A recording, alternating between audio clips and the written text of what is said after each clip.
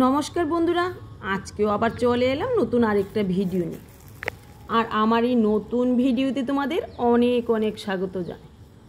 তো বন্ধুরা, তোমরা তো দেখেই বুঝতে পারছো যে এই বস্তাটাতে আদা ছিল, তো বস্তাটা খালি করে আদাটা তুলে নিলাম। আর এর মধ্যে দিয়ে দিলাম গার্ডেন ওয়েস্ট। তো এই বস্তাগুলি তো নিচে গার্ডেন ওয়েস্ট দিয়ে উপর দিয়ে মাটি চাপা দিয়ে দিয়েছি। এবার এর মধ্যে দিয়ে দেব কিছু কুমড়োর বীজ। তো গত বছর তো আমার বাগানে প্রচুর পরিমাণ কুমড়ো শাক ছিল, এবছর কিন্তু বেশি একটা লাগাইনি। আর লাগাবো বা কী করে, প্রচুর হচ্ছে বৃষ্টি, বৃষ্টিতে কিছু আর হচ্ছে না, যা দিচ্ছি সব কিছুই নষ্ট হয়ে যাচ্ছে। আর এখানে দেখো, কিছুদিন আগে আমি ভিডিওতে দিয়েছিলাম যে ধনেপাতাগুলি প্রচুর ফুল এসেছে। আর এখন দেখো সেই ফুলগুলি পেকে মাটিতে পড়ে প্রচুর পরিমাণে চারা হয়েছে। দেখো এই যে ছোট ছোট দেখছো সবগুলি কিন্তু ধনের চারা। তো দেখা যাক কতটুকু হয়, দেখে তো মনে হচ্ছে প্রচুর পরিমাণে ধনেপাতা হবে এখানে। তো বৃষ্টির জন্য তো কোনো কাজই করা যাচ্ছে না, তারপরও বাগানে যখন আসি একটু একটু কাজ করি। তো দেখো এই সাইডটা দেখেই বুঝতে পারছো যে এখানকার আগাছাগুলি তুলে ফেললাম। আর আগাছাগুলি নিয়ে এই যে বস্তাগুলিতে আজকে বীজ দিয়েছি সেই বস্তাতে দিয়ে দিলাম। আর এখানে দেখো নতুন গাছে ঝিঙে হয়েছে। তো ভাবছি আগে তো ঝিঙে একটাও পাকানো যায়নি, সবগুলি বানর নষ্ট করে ফেললো। এই ঝিঙেটাকে রেখে দেবো বীজের জন্য, দেখা যাক বীজ হয় কি না। না হলে তো আর কিছুই করার নেই, আগামী বছর আবার বীজ কিনে আনতে হবে। তো গত বছর তো প্রচুর পরিমাণে ঝিঙে আপনা থেকে পেকে রয়েছে একদম ভিতরে ভিতরে, আমি দেখিও নি। এবার কিন্তু একটা ঝিঙেও রাখা যাচ্ছে না। 4-5টা ঝিঙে কিন্তু রেখেছিলাম, কিন্তু বানর সেগুলিকে নষ্ট করে ফেললো। আর এখানে দেখো শিম গাছগুলি একদম মাথা ছাড়িয়ে গিয়েছে।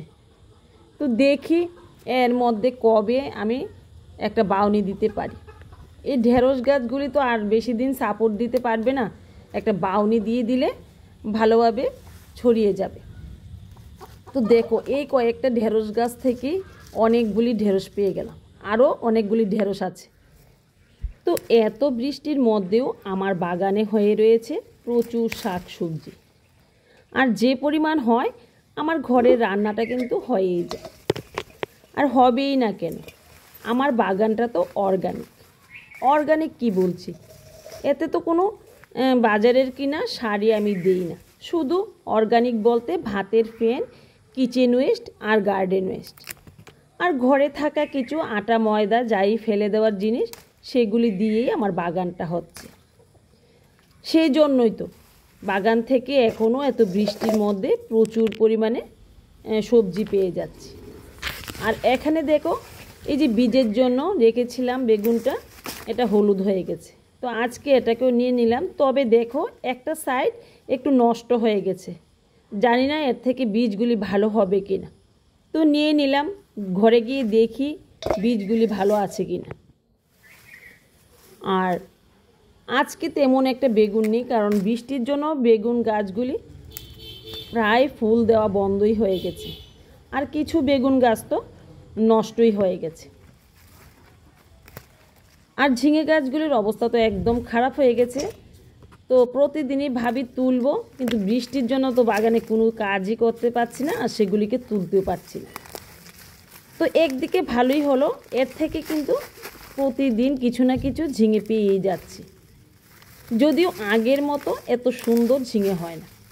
আর যেহেতু ঝিঙে একদম কমে গেছে, আমি এগুলি বেশি একটা কেয়ারও করি না, মানে প্লাস্টিক দিয়ে বেঁধে দিই না।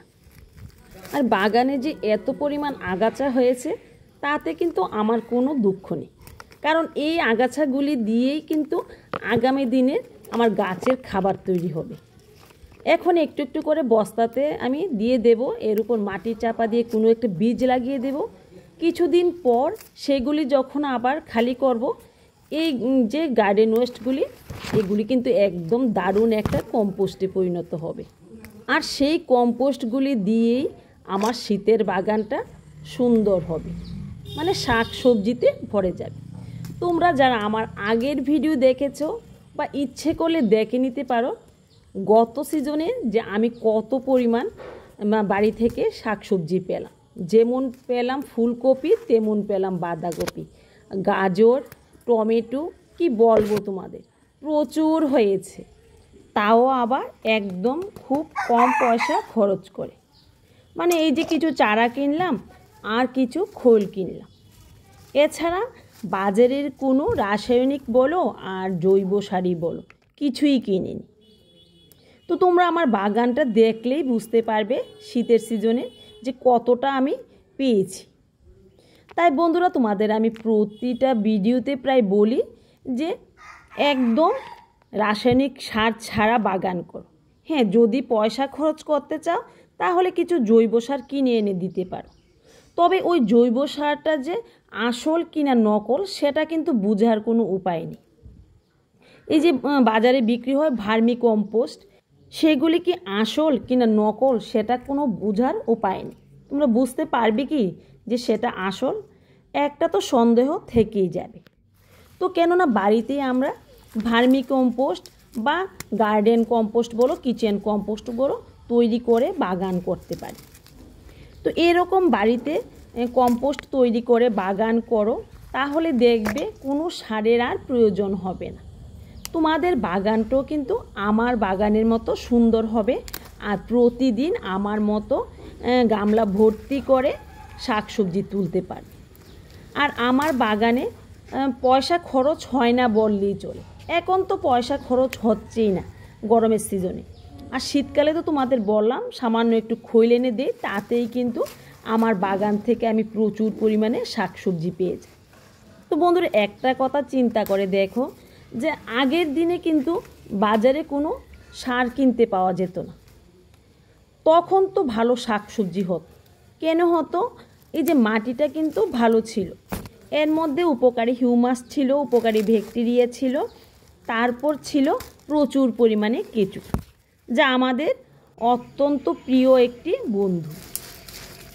আর মাটিটাতে যদি প্রচুর পরিমাণে কেঁচো থাকে বা উপকারী ভাইরাস কিংবা হিউমাস থাকে, তাহলে সেই মাটিতে এমনিতেই কোনো একটা বীজ ফেলে রাখলেই প্রচুর পরিমাণে শাকসবজি হয়ে যাবে।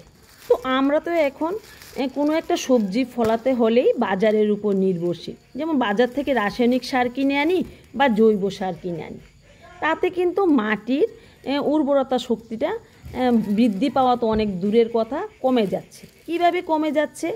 আর ওই মাটিটা কিন্তু বাজারের কেনা সারের উপর ভিত্তি করেই দাঁড়িয়ে থাকে। যেমন সেই সার দিলে মাটিটা গাছকে খাবার দেবে, না হলে দেবে না। গাছের কিন্তু ওই মাটি থেকে যে আপনা থেকে শোষণ করার ক্ষমতাটা হারিয়ে ফেলে। সে তো জানে যে আমাকে ওরা সার কিনে এনে দেবে, তাহলে আমি খাবো আর ফসল দেব। কিন্তু বাজারের কেনা যদি এইসব সার না দেওয়া হয়, গাছ কিন্তু মাটি থেকে নিজের খাদ্য শোষণ করে নেবে আর ভালো ফসল দেবে। আর এই পেঁপে গাছটাকেই ধরে নাও, দেখো চাষিরা তো এমন একটা পেঁপে গাছের গোড়াতে প্রচুর পরিমাণ সার দেয়। আমি কিন্তু এই পেঁপে গাছটার গোড়াতে শুধু ভাতের ফেনি দিয়েছি, আর কিছুই দিইনি। তোমরা তো আমার আগের ভিডিও দেখেছো। তো তার থেকেই দেখো প্রায় প্রতিদিনই কিন্তু আমি এখান থেকে একটা দুইটা করে পেঁপে তুলে নিচ্ছি। আর পেঁপেগুলির আকারও কিন্তু দারুণ হয়েছে, একদম দেখার মতো। তো দেখো কোনো পয়সা খরচ না করে এত সুন্দর পেঁপেও পেয়ে গেলাম। তো বন্ধুরা, অনেক কথা বললাম আর ভিডিওটির একদম শেষ পর্যায়ে চলে এলাম। তোমরা যদি আমার মতো এমন শাকসবজি পেতে চাও, আমার ভিডিওগুলো ফলো করো আর আমার মতো বাগান করো। তো দেখা হচ্ছে আগামী দিন আগামী আরেকটা হারভেস্টিংয়ের সাথে।